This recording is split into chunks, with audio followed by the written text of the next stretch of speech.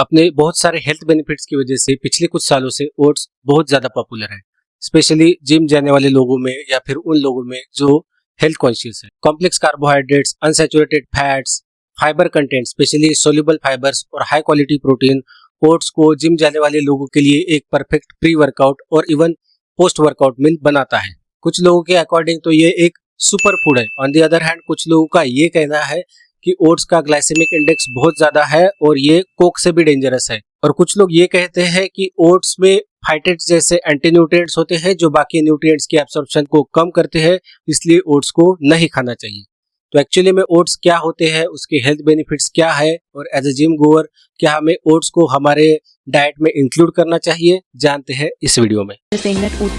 If consumed in the longer term every single day, it can be more harmful than complex. Maggie is unhealthy, eat oats. Lie. Oats are not healthy at all. Oat contains anti-nutrients that steal away minerals from your food. Like what the bodybuilders will tell you, oats doesn't contain enough protein.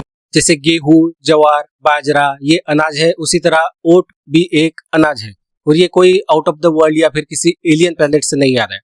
अपने यहाँ पे भी हरियाणा, पंजाब, बिहार, उड़ीसा जैसे states में oats को उगाया जाता है। ओट्स मेनली 3 टाइप के होते हैं। जब ओट्स खेत में प्रॉपरली उग जाते हैं तो उसे हार्वेस्ट किया जाता है और हार्वेस्ट करके उसे फिर फैक्ट्रीज में भेज दिया जाता है। फैक्ट्रीज में उसके ऊपर का जो छिलका होता है उसे निकाल दिया जाता है, जिसे हलिंग कहते हैं। हलिंग के बाद जो ग्रेन बचता है उसको छोटे छोटे पीसेस में कट किया जाता है, जिसे हम स्टील कट ओट्स कहते हैं।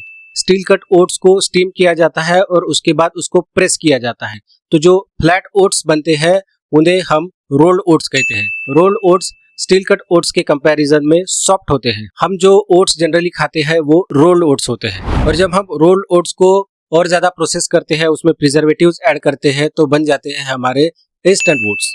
इंस्टेंट ओट्स को बहुत ज्यादा पकाने की जरूरत नहीं पड़ती, उनको गर्म पानी में ऐड करते ही हम इंस्टेंटली उसे कंज्यूम कर सकते हैं। अगर हम ओट्स को बाकी सीरियल्स जैसे व्हीट या फिर राइस के साथ कंपेयर करते हैं तो उनकी न्यूट्रिशनल प्रोफाइल में, कैलोरीज में बहुत ज्यादा फर्क नहीं है। बाकी ग्रेन की कंपेरिजन में ओट्स में फैट्स का कंटेंट ज्यादा होता है, लेकिन ये मेनली अनसैचुरेटेड फैट्स होते हैं जो कि गुड फैट्स होते हैं। अगर बात करते हैं फाइबर कंटेंट की, तो बाकी ग्रेन्स की कंपैरिजन में ओट्स में फाइबर भी ऑलमोस्ट सिमिलर ही होता है, लेकिन ओट्स में सोल्यूबल और इनसोल्यूबल फाइबर्स का एक बेटर रेशियो, बेटर कॉम्बिनेशन होता है जो हमारी गट हेल्थ को इंप्रूव करने में हेल्प करता है। बीटा ग्लूकान जैसे fibres, antioxidant properties, vitamin B complex जैसे vitamins, calcium, phosphorus, magnesium, manganese, zinc जैसे मिनरल्स उसे एक न्यूट्रिएंट डेंस फूड बनाते हैं। अगर बात करते हैं हेल्थ बेनिफिट्स की, तो ओट्स हमारे एलडीएल कोलेस्ट्रॉल और टोटल कोलेस्ट्रॉल के लेवल्स को कम करता है और इनडायरेक्टली हमारे हार्ट हेल्थ को इंप्रूव करता है।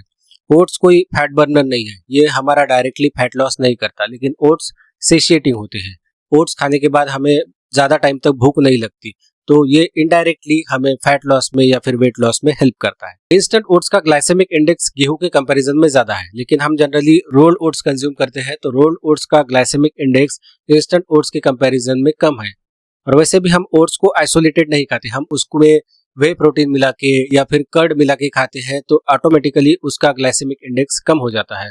और वैसे भी किसी फूड को गुड क्वालिटी फूड या फिर बैड क्वालिटी फूड लेबल करने के लिए उसके ग्लाइसेमिक इंडेक्स की बजाय हम ग्लाइसेमिक लोड का यूज करते हैं। सो हमें ओट्स के ग्लाइसेमिक इंडेक्स से डरने की कोई जरूरत नहीं है।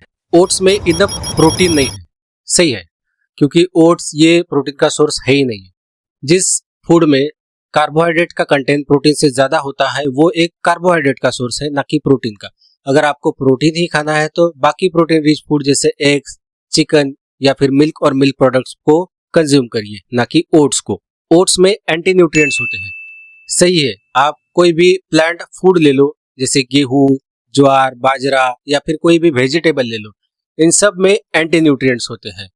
जिनको पता नहीं उनको बता दूं कि एंटी न्यूट्रिएंट्स वो चीज होती है जो हमारे न्यूट्रिएंट्स के एब्जॉर्प्शन को, हमारे विटामिन्स और मिनरल्स के एब्जॉर्प्शन को कम करता है। जब भी हम ओट्स को प्रोसेस करते हैं तो उस प्रोसेसिंग की जो प्रोसेस होती है उसमें बहुत सारे एंटी न्यूट्रिएंट्स कम हो जाते हैं। और वैसे भी हम ओट्स को कच्चा नहीं खाते, हम उसको या तो पका के खाते हैं या फिर ओवरनाइट सोक करके खाते हैं। तो जब भी हम ओट्स को सोक करते हैं या फिर पकाते हैं तो उस प्रोसेस में भी उसमें जो एंटी न्यूट्रिएंट्स प्रेजेंट होते हैं वो काफी हद तक कम हो जाते हैं। एज ए जिम गोअर हमें हेल्दी और जल्दी बनने वाले प्री वर्कआउट मील्स की जरूरत होती है। ओट्स ये एक बेस्ट ऑप्शन है प्री वर्कआउट मील के लिए। ओट्स को दही के साथ और वे प्रोटीन के साथ मिक्स करके हम ओवरनाइट सोक करके रख सकते हैं और जिम जाने से 1 या 2 घंटे पहले हम उसे कंज्यूम कर सकते हैं। और अगर आप प्री वर्कआउट मील में कुछ और लेते हैं तो ओट्स ये पोस्ट वर्कआउट मील के लिए भी एक बेस्ट ऑप्शन है। तो बिना डरे ओट्स को अपने डाइट में इंक्लूड करिए।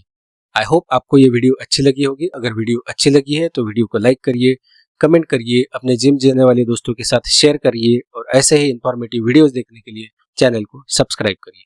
See you in the next video.